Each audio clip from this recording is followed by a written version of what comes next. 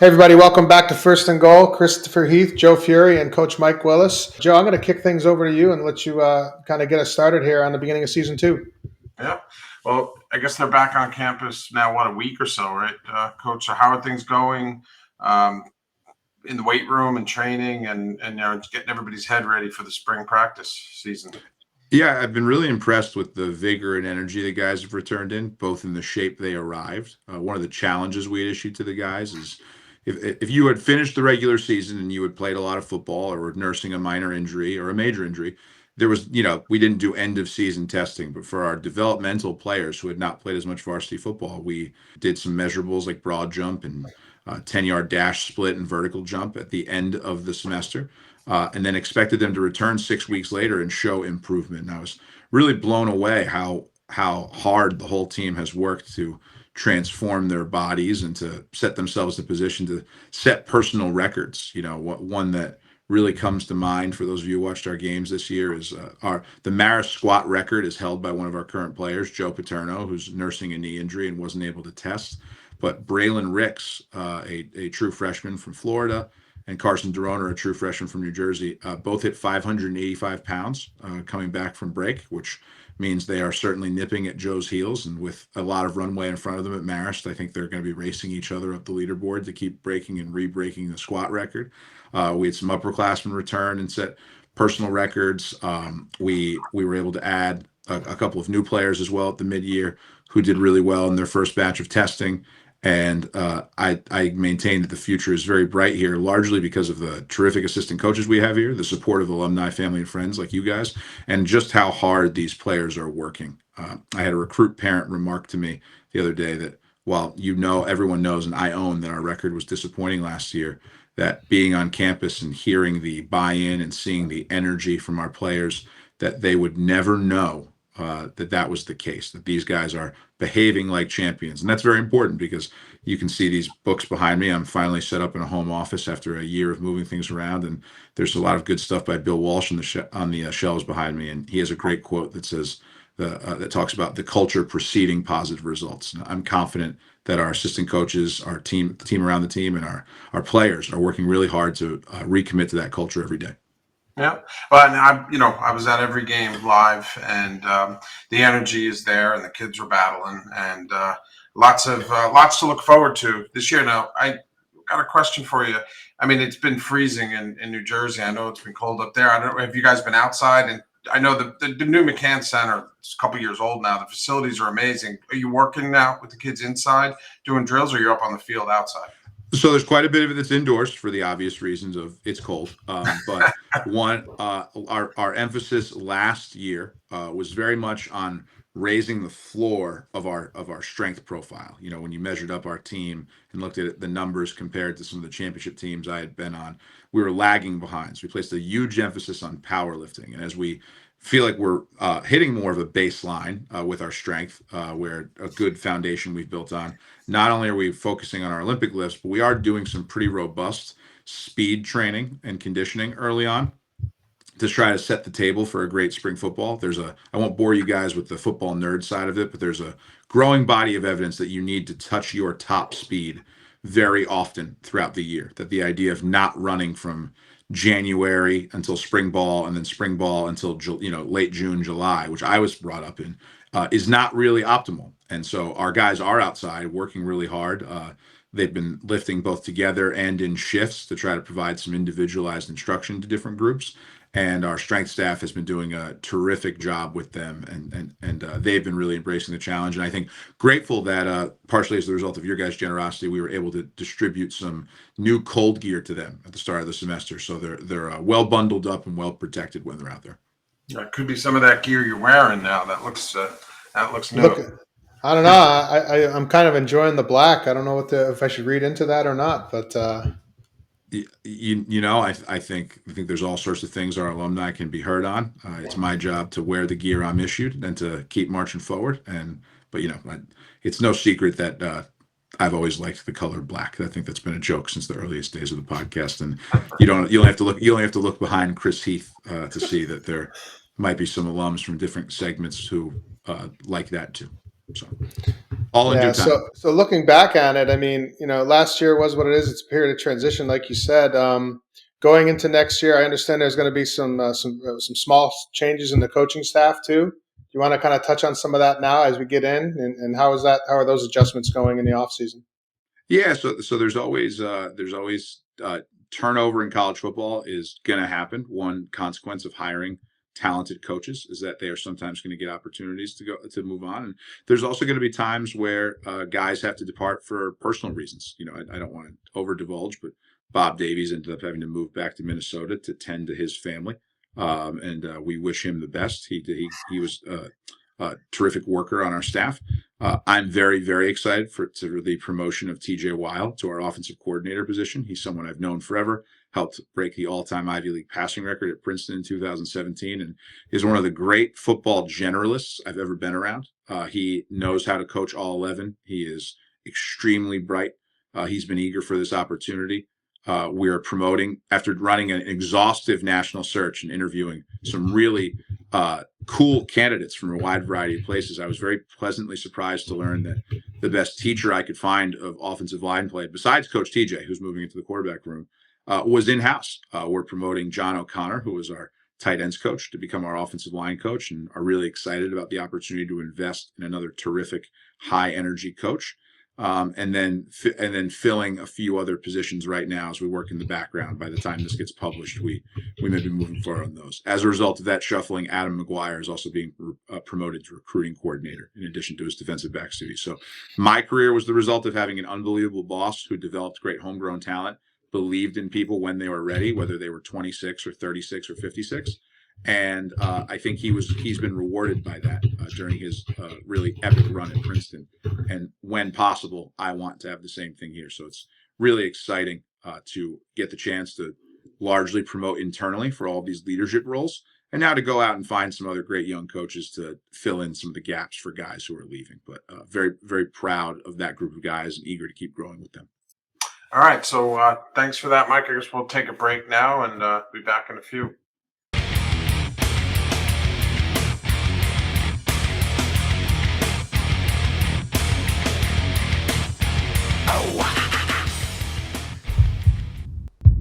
Okay, everyone, we're back at First and Goal. Christopher Heath, Joe Fury, and Mike. Coach Willis, I know I got to come up to 2 games this year. Joe, you were there for all of them, but there's been a lot of change, not only around campus, physically with new buildings. You got the Dyson Center, but most recently, I think we were all kind of surprised when we all got together in New York City. Massive brand change, massive step forward for what's now officially Marist University. Why don't you talk to us a little bit about some of those changes that are taking place on campus? Yeah, I think as Marist grows from its awesome roots with the Marist brothers as a treasure hidden in the Hudson Valley to an international university with all sorts of offerings from study abroad to Division I athletics to an incredible suite of majors and courses of study. I think the leadership felt, and I certainly agree with that, a brand update allows us to more broadly spread our message to the world. One interesting thing I learned when participating in some FAQs about the rebrand is the word college is associated with high school, basically secondary education in much of the world. And if you're not a university, that can send the signal that you are in fact a high school, and especially with a name like Marist, a distinct college brand, but a common high school brand in the United States, it can create some unnecessary confusion. I think the new shield looks awesome. I think it looked cool on a hat. I'm still working on getting my hands on one of those. I think the campus community was so excited and really enjoyed taking part in it. Our assistant coaches were on the road working really hard, but I pulled myself off the road before getting back to recruiting to spend that morning with our players, and was really pleased how many of them made their way to campus or made their way to the Dyson Center rather to celebrate that. Very cool moment, cool new logo, same Marist values, but an increasing global reach. And as you look at the composition of our roster, which is still made up of our own backyard, but now pulls from places like Georgia and Florida and Texas and all sorts of unique places, that marries up with the school, attracting really unique talent from all over the world. Another example of why people why people should choose Marist and why I'm so grateful to be the head football coach at Marist University, which I'm still getting used to saying. All right, no, it is takes a while, for those of us been around, and you too, Mike, your whole life around Yeah. Marist, to get used to that. And Kevin talked about,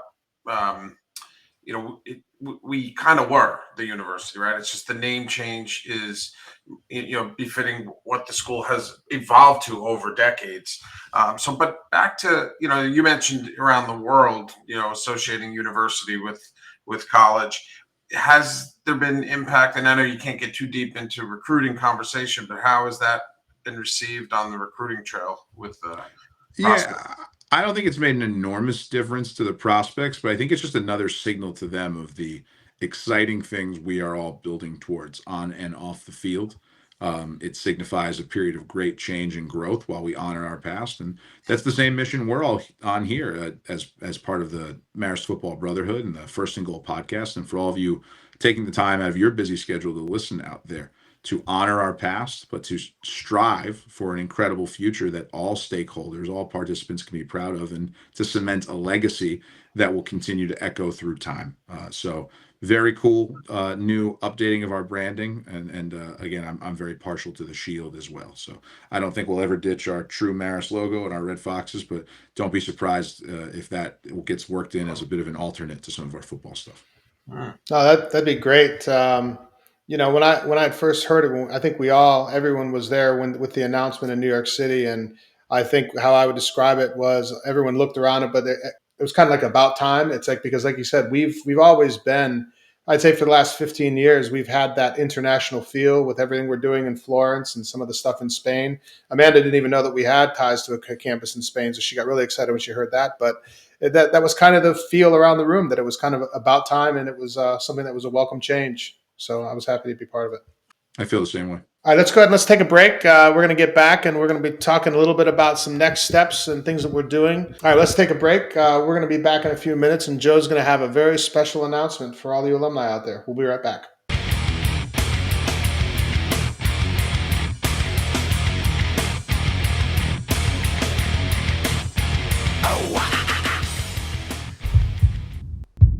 Okay, everybody, we're back. Mike, I'm going to turn things over to you. I know you've got a special announcement to make.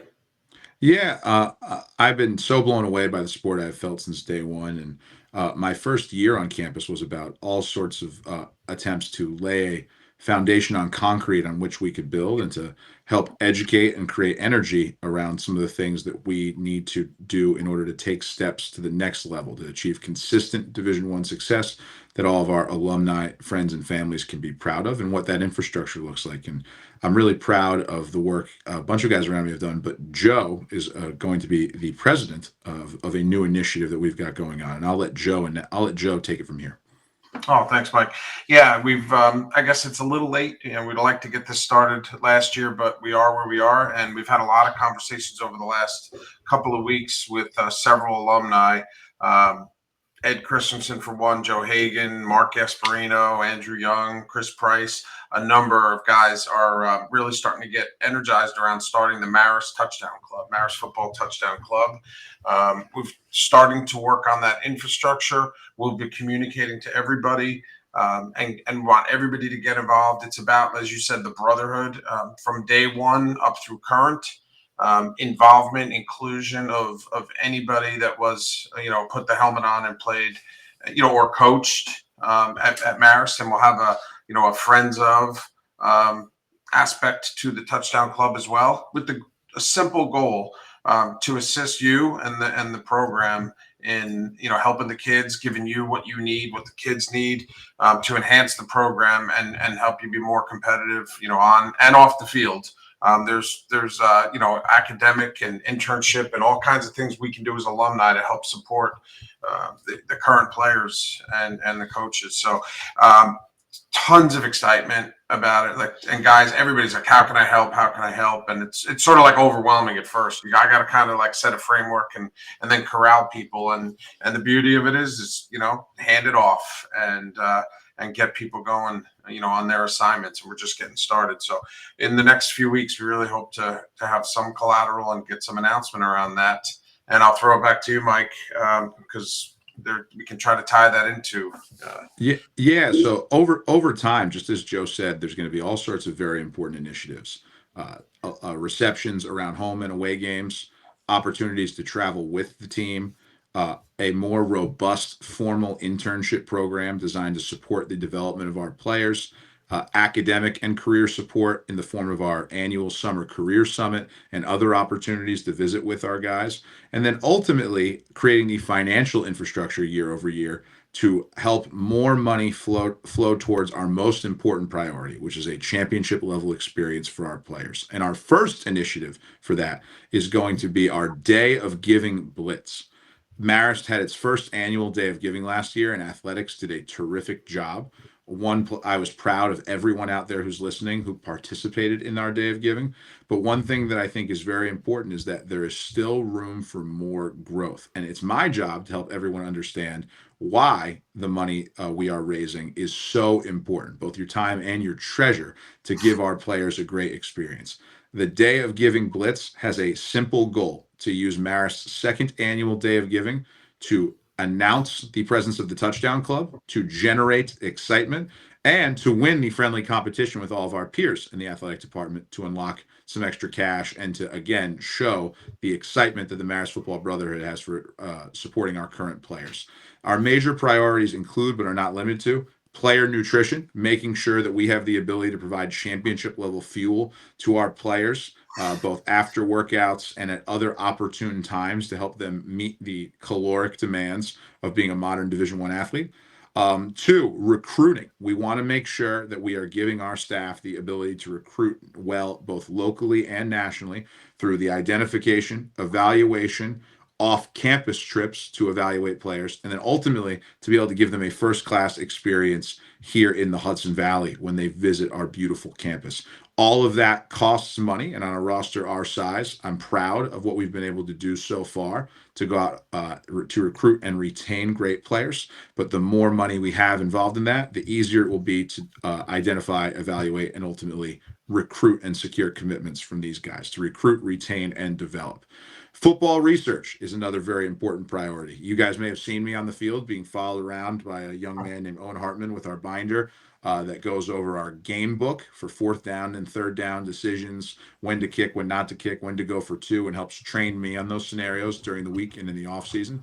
There are all sorts of cool companies, including and especially Pro Football Focus, who provide really unique ability to do film study of opponents and other admired teams, to take these, to allow our coaches to more quickly operate research projects both in and out of season to create and stay on the cutting edge of schematic and teaching football, and to allow me to do all sorts of surveys that can be really helpful to our guys. It results in wins on the field and in a better trained staff throughout the year. And then lastly, equipment. And this again comes back to player experience and player teaching. You guys will notice if you come to our practices that I actually don't believe in using a tremendous amount of unique bells and whistles equipment. But there are tried and true things that evolve every year, from jugs machines to Crowther sleds to other tools that you use on the field that the best in class are often a tad more expensive. All of those things taken together are going to be very, very, very important. There are another few key initiatives as well that we'll discuss at a later date. And I think it's okay to address the elephant in the room that there is a wish list amongst a large group of our alums to eventually have a black alternate jersey. That is something we are going to have to fundraise for, and we'll have some exciting announcements about that in the future. And my promise to you guys is I will never use funds or lack thereof as an excuse. We get terrific institutional support from Marist. But at my last stop and ultimately here, I can tell you that the extra money you raise does directly correlate not just with bells and whistles, but with actual wins and losses on the field. And there are steps we will take with the funds that you bring in the program where you can truly feel like a partner in this. I want people who participate in the Touchdown Club, whether they are alumni, friends, or families, to feel like a stakeholder, a partner, and at the leadership level, ultimately even like an owner. And what I mean by that is there might be someone listening out there who has on their bucket list that they're going to buy an NFL team or an MLS team or an NBA team. But the truth is, I'll never be there. I can't speak for Joe and Chris.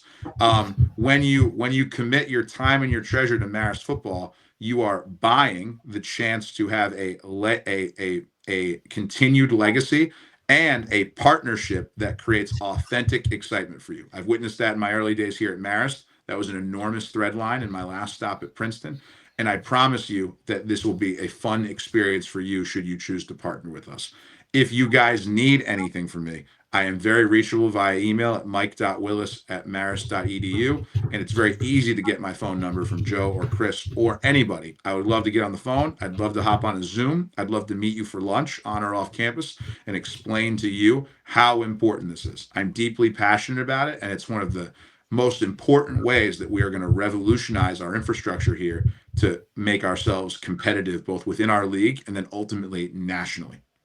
Yeah, we're super excited to help support that, Mike, with the Touchdown Club. And I'll share a story from the Stetson game. You met Ed Christensen, one of my teammates, and he got a peek into the events the night before at the hotel and the game, and didn't fly in the charter because he lives down in Florida. But if you remember, he was just absolutely blown away at the level of support the kids have now, and a lot of that comes from the fundraising from the guys, and it really makes a difference. And he was excited, and it's great to have him leading the charge on a lot of this stuff. He'll be actively involved, and you'll be hearing from him, guys that are listening to this. So thanks for that recap, Mike, and we're excited to get it going.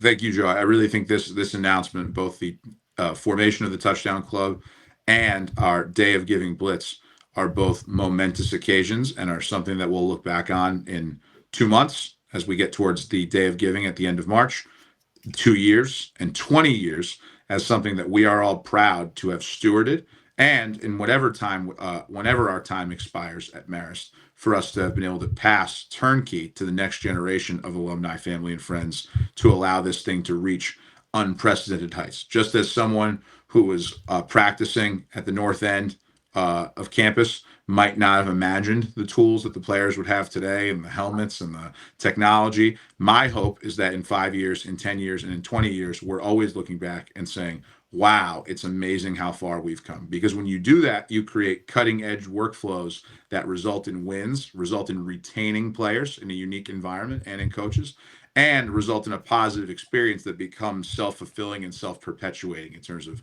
money flowing back into the Touchdown Club over time. Yeah. All right. Well, thanks for your time, Mike. Everyone, we're going to wrap this up, but we'll be seeing everybody. Thanks, Joe. Thanks, Chris. Look forward to seeing you guys soon.